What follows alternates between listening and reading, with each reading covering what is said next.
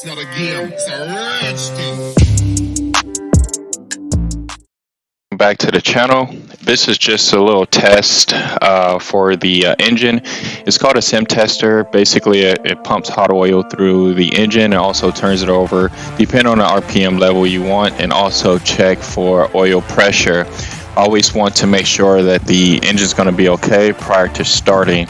So this is almost like a break-in for the engine, and I don't have to sit and wait and make sure it has oil pressure when I want started or have any other problems, so I won't have to pull out the engine again.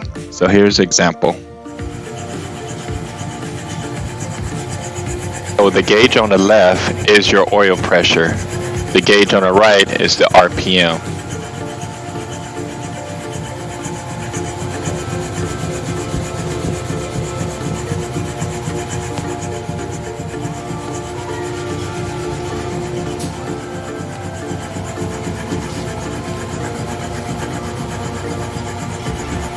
So the yellow line that's coming into the engine is what pumps in the hot oil. And then if you look at the bottom of the oil pan, you can see the oil just basically flowing out because it's already pumping in from the yellow line. It's not actually using the oil pump. But the oil is so much oil in there, the pump will also pick it up too. That's why it has that little bit of pulsating there.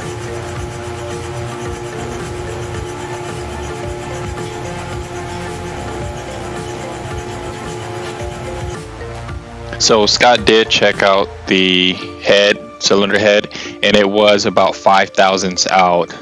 So it was pretty warped, pretty good. We already knew that it had a blown head gasket. As far as the engine, everything else that was on it looked very good, almost to a point that could have just had a head gasket put on it with a surface head. You probably got another 50 or 60,000 miles out of it. But since I rebuilt it, it should get another 200. But anyway, thank you guys for watching.